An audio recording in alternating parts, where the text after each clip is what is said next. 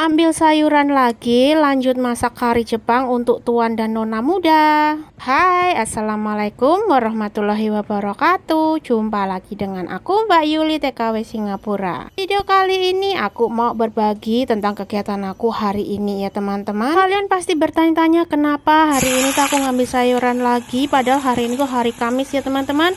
Dan kemarin hari Rabu tuh aku sudah ngambil sayuran di perkumpulan petani kecil. Itu jawabannya adalah hari ini tuh untuk mengganti hari yang kemarin itu dipakai untuk hari raya Cina. Ketika hari raya Cina kemarin itu aku libur ngambil sayuran selama 1 minggu, jadi oleh mereka itu diganti hari ini.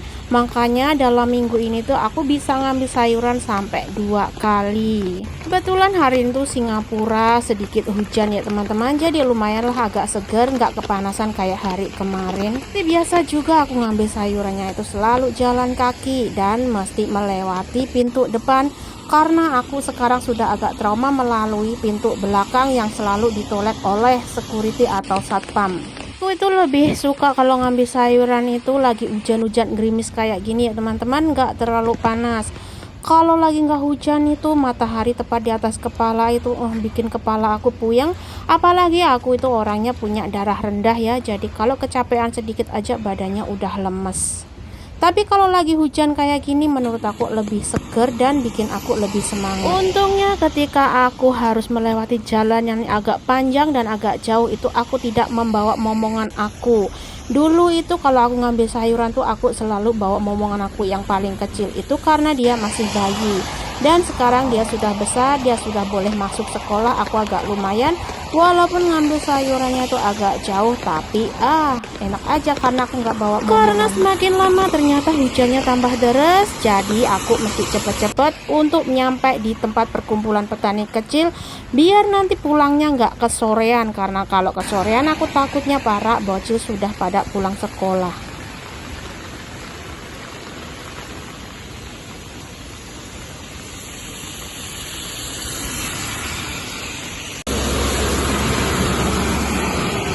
Kalian jangan gawok dengan topi aku ini ya teman-teman. Topi aku ini ya aku pakai kerja, juga kadang aku pakai untuk pergi liburan. Karena topi aku ini adalah satu-satunya topi yang aku miliki, jadi kemanapun aku beraktivitas dia itu selalu nengkreng di dalam tasku.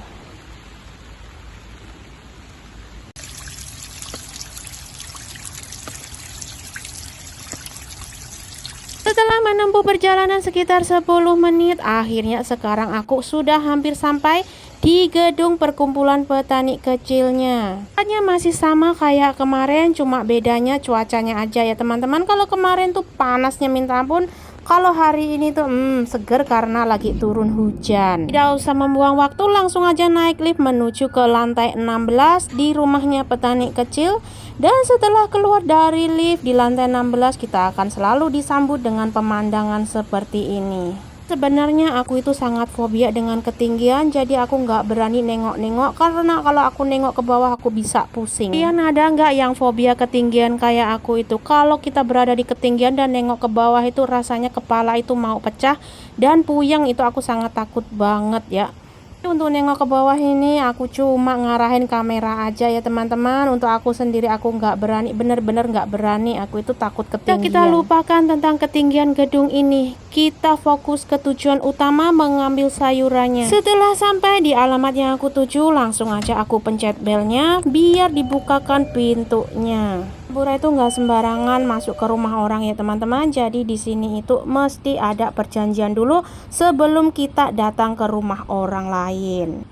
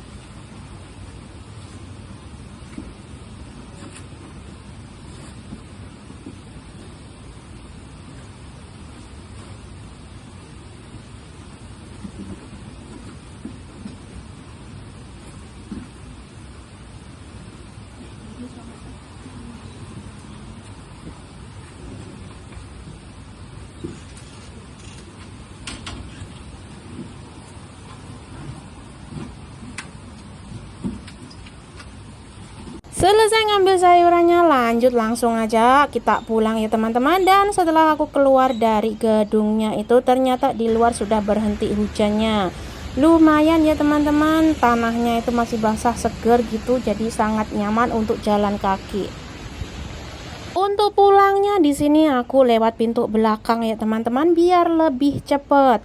Karena kalau untuk keluar gedung ini tuh gampang banget, tapi kalau untuk masuk itu aku lewat pintu depan biar nggak ada pemeriksaan. Soalnya kalau pintu belakang itu aku agak trauma dulu, itu aku sering ditolak untuk masuk sama security-nya. Kalau lewat pintu belakang kayak gini itu sangat dekat dengan gedung apartemen tempat aku kerja, hanya berjalan kaki sekitar 5 menit saja.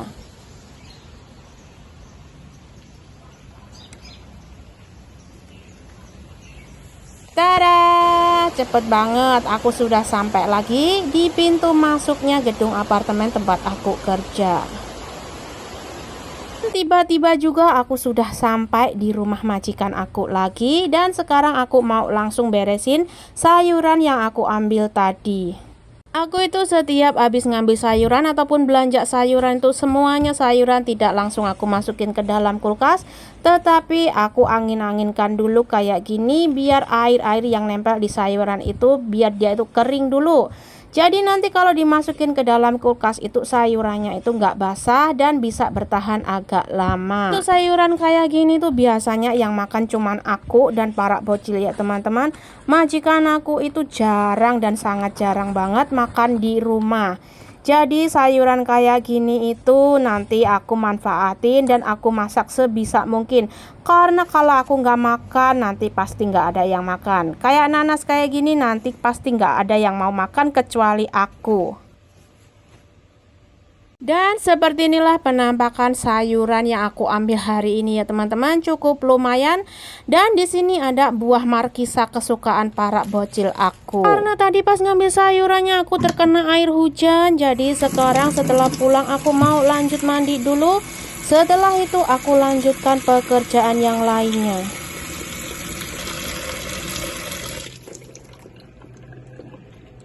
Setelah selesai mandi, di sini lanjut aku mau beresin buah-buahan yang tadi sempat aku rendam ya teman-teman. Karena biasanya buah-buahan itu sebelum masuk kulkas aku memang selalu cuci dulu, biar nanti setelah masuk kulkas itu siapapun yang mau makan tinggal makan aja, nggak perlu dicuci lagi. Kebetulan hari ini tuh dapat anggur yang cantik-cantik dan lumayan banyak ya teman-teman. Jadi semuanya aku cuci sampai bersih dan aku masukin ke dalam tupperware kayak gini.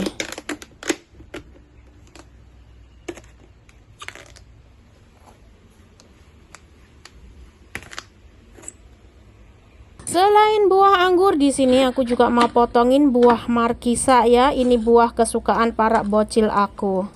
Markisa itu rasanya itu sangat asam, tapi dia itu mengandung banyak vitamin ya teman-teman. Untuk kalian yang belum tahu apa itu buah markisa, kira-kira itu bentukannya kayak gini ya teman-teman. Kalian bisa lihat, ini kulitnya tuh keras banget, hampir sama kayak buah manggis ya kulitnya, tetapi dalamnya itu kayak biji-biji selasih gitu.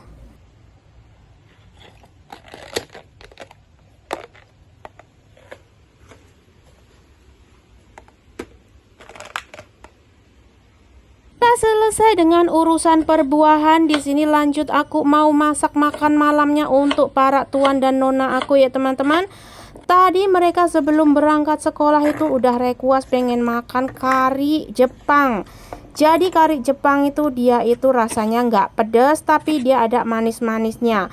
Bumbunya itu adalah bumbu instan, tapi di sini aku tambahin menggunakan bawang bombay biar agak harum ya teman-teman. Karena kalau nggak ditambahin bumbu kayak gini, menurut aku rasanya itu kurang mantep. Jadi untuk kari Jepang sendiri di sini aku hanya menggunakan wortel saja sama ayam. Karena kebetulan aku nggak punya kentang, jadi aku gunakan bahan seadanya saja.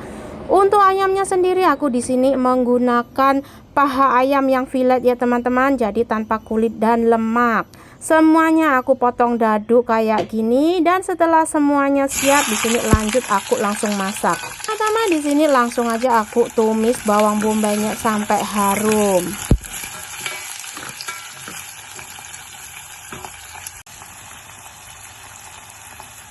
Lanjut aku masukkan wortel dan juga ayamnya.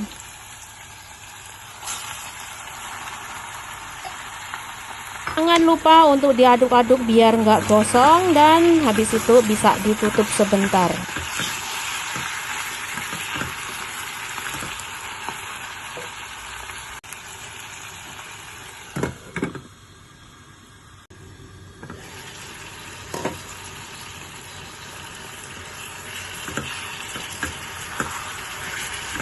Setelah diungkep sekitar 5 menit, lanjut aku tambahkan air 1 mangkok ya teman-teman. Di Jepang sendiri itu dia tidak menggunakan santan, tapi hanya menggunakan air putih kayak gini aja, dan ditambahin bumbu kaldu instan.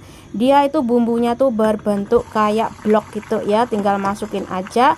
Dan kalau pengen kental nanti ditambahin larutan maizena saja. Tapi di sini aku tidak menggunakan larutan maizena karena momongan aku dia tidak suka dengan kari yang terlalu kental.